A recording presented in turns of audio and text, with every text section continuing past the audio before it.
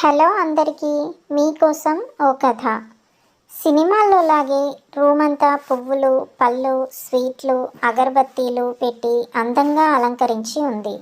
లోపల మంచం మీద కూర్చున్న శరత్ రాబోయే భార్య గురించి, చేయబోయే పనుల గురించి ఆరాటపడుతూ ఆలోచిస్తూ ఉన్నాడు. ఇంతలో శోభనం పెళ్లి కూతురు నీరజ లోపలికి వచ్చింది. సిగ్గుపడుతూ డోర్ దగ్గర నిల్చుంది. తొలుత శరత్కి కూడా భయమే అనిపించినా ఎవరో ఒకరు ముందడుగు వేయక తప్పదని, ఆ అడుగు తనదే ఎందుకు కాకూడదని అనుకుని మంచం మీద నుంచి లేచి దగ్గరగా వెళ్ళాడు. నీరజ భయంతో ఏం ముడుచుకుపోలేదు. ఏంటి నీరజ, శరత్ ఇక్కడే ఆగిపోయారు? కాస్త రొమాంటిక్గా అడిగాడు. ఏం లేదు అని మెల్లగా చెప్పింది. నీలో నువ్వే మాట్లాడుకుంటే నాకెలా వినిపిస్తాయి? గట్టిగా మాట్లాడు అంటూ ఇంకాస్త దగ్గరగా జరిగాడు. ఈరోజే నేను మాట్లాడడం మొదలు పెడితే తొందరగా వైరాగ్యం వస్తుందని విసురుగా చెప్పి వెళ్ళి మంచం మీద కూర్చుంది. అమ్మదేనమ్మ, ఇది మామూలుది కాదు అని మనసులో అనుకుని పైకి ఏమీ ఎరగనట్టే, అది కాదు నీరజ, శరత్ ఇప్పుడు ఎందుకంత కోపం అడిగాడు పక్కనే కూర్చుంటూ. కోపం ఏం లేదండి. ఫస్ట్ నైట్ అంటే అమ్మాయిలు సిగ్గుపడతారు, భయపడతారు అని విని ఉంటారు కదా. అలా సిగ్గు, భయం లేదని తెలిస్తే ఫీల్ అవుతారని సిగ్గుపడ్డాను. కానీ సిగ్గుపడడం నాకు రావట్లేదు. ఏమనుకోకండి చెప్పింది నీరజ పాలు చేతికిస్తూ. ఆడవాళ్ళు చీర కట్టడం మర్చిపోయినప్పుడే సిగ్గుపడడం కూడా మర్చిపోయారు. ఇప్పుడు దాని గురించి ఎందుకులే అని మనసులో అనుకుని, పర్లేదులేండి, మన మధ్య సిగ్గెందుకు అడ్డంగా అన్నాడు నవ్వుతూ. పాలు చేతికిచ్చాక కాలు మీద కాలేసుకుని కూర్చుంది నీరజ. అలా నీరజని చూసి షాక్ అయ్యి, ఇంకా నయం పాలు చేతికిచ్చింది. టేబుల్ మీద పెట్టి తాగు అనలేదు. వద్దులే, ఇచ్చినప్పుడు మర్యాదగా తాగేస్తే మంచిది అనుకుని సగం తాగి సగం ఇచ్చాడు. నువ్వు మిగిల్చినవి నాకెందుకు, నేను వేరే గ్లాస్లో తెచ్చుకున్నా అని తన గ్లాస్ పాలు తీసుకుని తాగింది. పంచప్రాణాలు పంచలోనే పోయినాయి శరత్కి. ఏమండి, మీరు మీ మంచం కూడా తెచ్చుకున్నారా అడిగాడు శరత్. లేదండి, తెచ్చుకోలేదు. ఈ మంచం సరిపోదా మీకు అడిగింది. సరిపోతుంది, కానీ నేను పడుకుంటే మీరు పడుకోరు కదా, అందుకని అడిగాను. అందుకే నేను కింద పడుకుంటా, నాకు అసలు చేతులు కాళ్ళు తగిలితే చిరాకు అని చెప్పి మంచం మీద ఉన్న దిండు దుప్పటి తీసుకుని కింద పడుకుంది నీరజ. నాకు కూడా అంతేనండి. అన్నయ్య పిల్లలు కాళ్ళు చేతులు వేస్తూ ఉంటారు, చాలా కోపం వస్తుంది. కానీ మీరు అలా కింద పడుకుంటే నాకేదోలా ఉందండి. మీరు కూడా మంచం మీద పడుకోండి. మన మధ్యలో ఒక గీత, నేను గీత దాటి రాను, మీద కాళ్ళు చేతులు కూడా వేయను. కానీ మీరు మాత్రం కింద పడుకోకండి ప్లీజ్. గీత కనబడేలా గీద్దాం అంటూ తన వైపు ఉన్న పువ్వులన్నీ మధ్యలోకి తోశాడు. ఇప్పుడు నీరజ, శరత్ మధ్య ఓ మల్లెల ఆనకట్ట ఉంది. అది దాటి శరత్ వెళ్ళకూడదు, నీరజ రాకూడదు. లైట్ ఉంచమంటారా తీసేయమంటారా నీరజ? లైట్ తీసేస్తే నాకు భయం అండి, సో ఉంచండి అన్నాడు శరత్. కళ్ళు మూసుకుంటే శరత్కి కాలేజీ ఫ్రెండ్స్ గుర్తుకొస్తున్నారు. ఒరేయ్ శరత్, నీకున్న కామ పిచ్చికి కర్మకాలి శాడిస్ట్ పెళ్ళాం వస్తే నీ బ్రతుకు ఏమైతుందిరా అని వాళ్ళు 5 సంవత్సరాల క్రితం అడిగిన డైలాగులు ఇప్పుడు గుర్తుకొస్తున్నాయి. ఎన్నో ఊహించుకున్నాడు, మరెన్నో కలలు కన్నాడు. చివరికి అడుక్కునేవాడి బొచ్చుకి చిల్లు పడిన పరిస్థితి. దుప్పటి తీసి ఒకసారి నీరజ వంక చూశాడు. తను ఎలా పడుకుందో అలానే పడుకుంది. ఏమండి అన్నాడు చిన్నగా. మేలుకొని ఉంటుందా, నిద్రపోయిందా అని టెస్ట్ చేయడానికి. చెప్పండి అని వెంటనే అడిగింది. మీరే ఏదైనా చెప్పాలి, నాకు నిద్ర రావట్లేదు, ఏం చేయమంటారు అడిగాడు శరత్. ముందడుగు వేయక తప్పదని. అయ్యో అవునా, ఆగండి బామ్మని పిలుస్తాను అంటూ లేచింది. నిర్ఘాంతపోయి, ఇప్పుడు ఆవిడెందుకండి అడిగాడు. మంచి మంచి కథలు చెప్తుందండి, వింటుంటే నిద్ర వచ్చేస్తుంది, అందుకని ఇంకా నిర్ఘాంతపోతూనే ఉన్నాడు శరత్. ఇప్పుడు బామ్మగారు ఎందుకులేండి, పాపం పడుకొని ఉంటారు, గట్టిగా కళ్ళు మూసుకుని పడుకుంటే అదే వస్తుంది అంటూ దుప్పటికి తల నుంచి కాళ్ళ వరకు కప్పుకున్నాడు. లైట్ ఉండడం వల్ల అనుకుంటా అండి అంటూ లైట్ ఆపేసింది నీరజ. నా బ్రతుక్కి లైట్ ఉన్నా ఒకటే, లేకున్నా ఒకటే అనుకున్నాడు మనసులో. ఇంకో 5 నిమిషాల తర్వాత శరత్ గారు నిద్రపోయారా అడిగింది. నాకు నిద్ర ఎక్కడొస్తుంది, గుండెల్లో ఇంత మంట పెట్టాక అనుకుంటూ అయినా దేనికి నేనేంటి సమాధానం చెప్పేది అని ఉలుకు పలుకు లేకుండా పడుకున్నాడు. మెల్లగా నీరజ ఆ మల్లెల వంతెన దాటి శరత్ వైపు వచ్చింది. అతని ముఖం మీద ఉన్న దుప్పటిని మెల్లగా తీయడానికి ట్రై చేస్తుంది.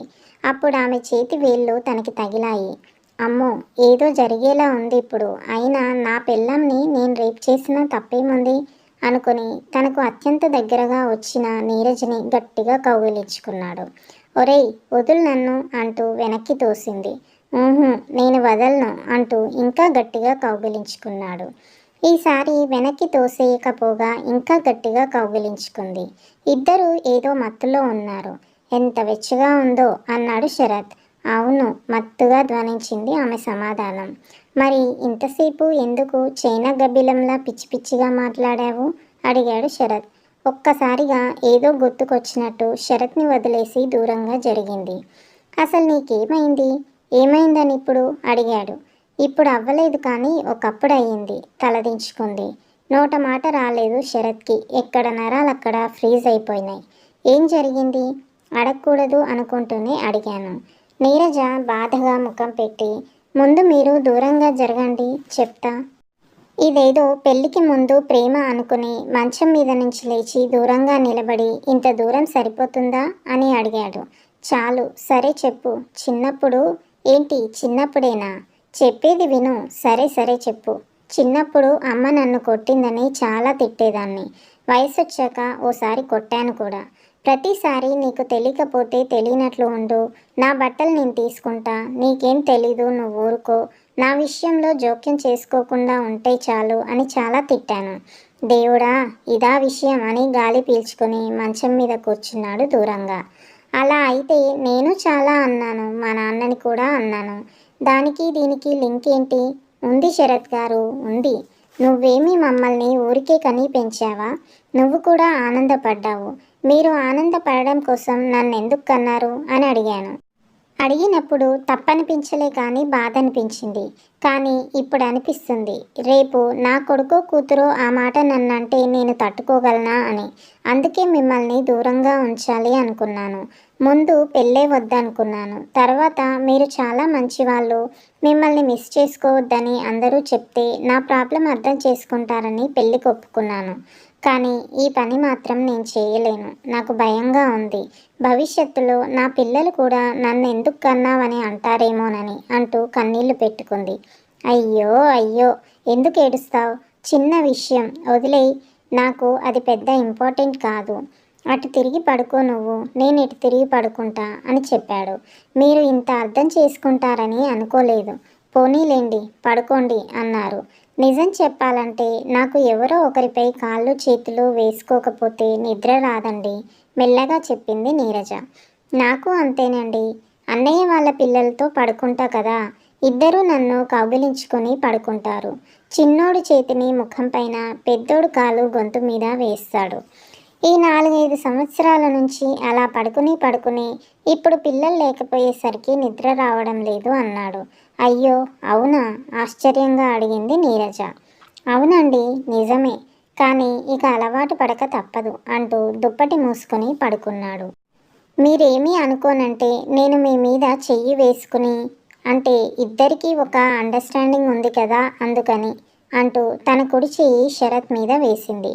లోపల ట్రాన్స్ఫార్మర్ పేలిపోయి షార్ట్ సర్క్యూట్ అయిపోయి ఏదో జరిగిపోతుంది ఆ స్పర్శకి. కానీ చప్పుడు చేయకుండా పడుకున్నాడు. కొద్దిసేపటికి కాలు కూడా వేసింది నీరజ. దేవుడా, నువ్వే దిక్కు అనుకుంటూ తను కూడా ఆమె మీద చెయ్యి వేశాడు.